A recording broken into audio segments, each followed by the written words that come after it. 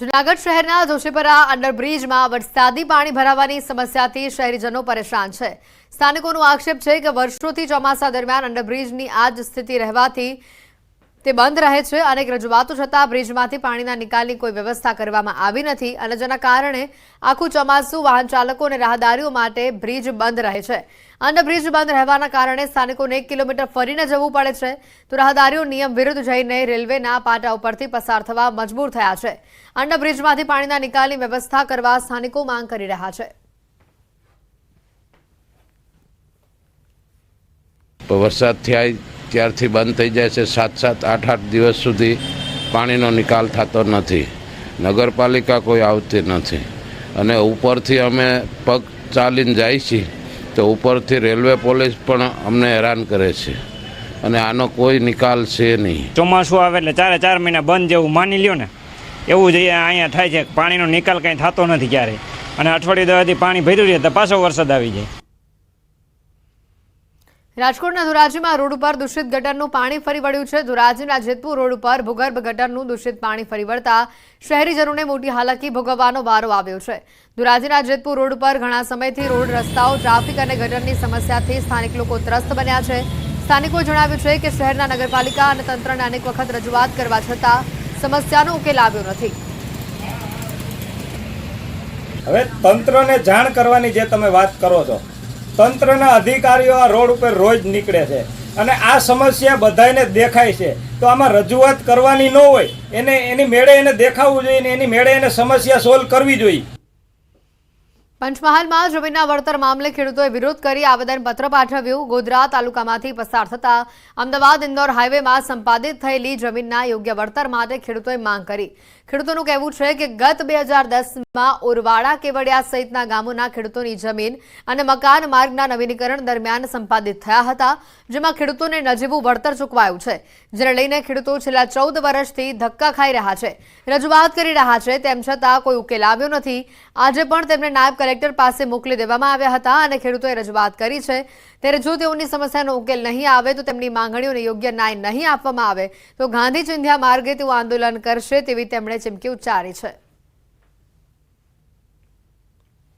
આજે અમે આવ્યા છે તો આવ્યા હતા તો એમાં અમને કેવું નાયબ કલેક્ટર સાહેબ પાસે અમને મોકલ્યા હતા અને એમને જોડે અમે અરજી આપી છે। અમારા પ્રશ્નનું નિરાકરણ નહીં આવશે તો અમે આગળ ગાંધી ચિંધ્યા માર્ગે જઈશું અને આવતી ચૂંટણીઓ માટે અમે કેવો કે બહિષ્કાર કરીશું। અને અમારા જમીન 2010ની અંદર સંપાદન થઈ છે, એનું વળતર આજ દિન સુધી અમને મળેલ નથી। આજે 13 વર્ષથી જે અમારા જમીન ગઈ છે, મકાનો ગયા છે, ઝાડો ગયા છે અને ખેડૂતોની પરિસ્થિતિ એટલી બધી ખરાબ છે કે હવે શું કરવું એ આજે ખેડૂતોને પ્રશ્ન થઈ રહ્યો છે, જેથી કરીને અમારી એક ઉગ્ર રજૂઆત છે કે અમને જલ્દીમાં જલ્દી તકે લવાદનો નિર્ણય મળે।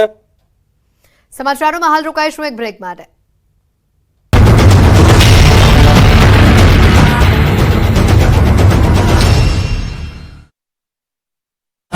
સહાયની જાહેરાત તો કરાય પરંતુ હજુ સુધી સર્વેની કામગીરી થઈ નથી, ત્યારે હાલ ફરીવાર પડેલા મેઘ કહેરે ખેડૂતોની મહેનત પર પાણી ફેરવી દીધું। ખેડૂતોના હાથમાં આવેલો કોળિયો છીનવાઈ ગયો, ત્યારે ખેડૂતો સરકાર પાસે સહાયની આશા રાખી રહ્યા છે। ખેડૂતોનું કહેવું છે કે પાછતરા વરસાદે ખેડૂતોને આપઘાત કરવી પડે તેવી પરિસ્થિતિ ઊભી કરાવી દીધી છે। વરસાદે ખેડૂતોની મહેનત પર પાણી ફેરવી દેતા જગતનો તાત ફરી એકવાર કુદરત સામે લાચાર બન્યો અને હવે સરકાર દ્વારા યોગ્ય વળતર ચૂકવવામાં આવે તેવી મીટ માંડીને બેઠો છે। જો સરકાર દ્વારા યોગ્ય વળતર ચૂકવવામાં નહીં આવે તો ખેડૂતોને આત્મહત્યા કરવાની નોબત આવશે અથવા ખેડૂતોને જમીનો વેચી શહેરો તરફ હિજરત કરવાનો વારો આવે તેવી શક્યતા છે। વરસાદની છેલ્લી ઇનિંગના કારણે ખેડૂતોની દશા બેઠી છે। તૈયાર પાક પર પાણી ફરી વળતા ખેડૂતોના મોઢે આવેલો કોળિયો છીનવાઈ ગયો છે। દ્વારકાના જામખંભાળિયાના ગ્રામ્ય વિસ્તારમાં ભારે વરસાદ બાદ ખેતરોમાં પાણી ભરાયા છે। ભાડથર ગામે સતત વરસાદથી ખેતરોમાં પાણી ભરાતા પાકનો સત્યાનાશ થઈ ગયો છે। કપાસ, મગફળી સહિતના પાક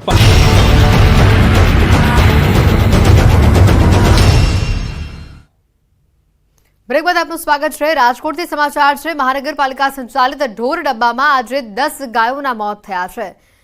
અને આ મોત મામલે મેયરે પ્રતિક્રિયા આપી છે. રાજકોટ મેયરના નયના પીરડિયાએ લૂલો બચાવ કર્યો. તેમણે કહ્યું કે મનપા દ્વારા જે રખડતા ઢોર પકડવામાં આવે છે તેમાંથી મોટાભાગના પશુઓ બીમાર હોય છે. ઢોર મોટા પ્રમાણમાં પ્લાસ્ટિક આરોગતા હોવાથી તેમના મોતનું પ્રમાણ પણ વધે છે. એનિમલ હોસ્ટેલનું સંચાલન જીવદયા ટ્રસ્ટ કરી રહ્યું છે. વધુમાં તેમણે કહ્યું કે ટ્રસ્ટ સંચાલન પરત કરવા માંગતું હશે તો સંચાલન પરત લઈ લેવામાં આવશે. આજે કોંગ્રેસ આગેવાનોએ આ ઢોર ડબ્બામાં પહોંચી પશુઓના મૃત્યુનો આક્ષેપ મહાનગરપાલિકા પર કર્યો હતો. રાજકોટ મહાનગરપાલિકા દ્વારા જ્યારે ઢોર પકડવાના મુદ્દે ઢોરને પકડવામાં આવતા ત્યારે ઢોર છે કાં નબળા હોય, પ્લાસ્ટિક એને ખાધું હોય અને બીમાર હોય એવા ઢોરોને આપણે ડબ્બે પૂરેલા હતા અને આ આખું સંચાલન જીવદયા પ્રેમીને આપણે સોંપેલું છે. અમદાવાદ જિલ્લા શિક્ષણ અધિકારીએ સત્તાધાર રોડ પરની સાર્થક પ્રાથમિક શાળાને નોટિસ ફટકારી છે. બાળકોની સલામતીને લઈને શાળામાં સરપ્રાઇઝ વિઝિટ કરવામાં આવી, જેમાં શાળાનો દરવાજો રોડ સાઇડ પર સીધો નીકળતો હોવાથી વિદ્યાર્થીઓને અકસ્માતનો ભય રહે છે.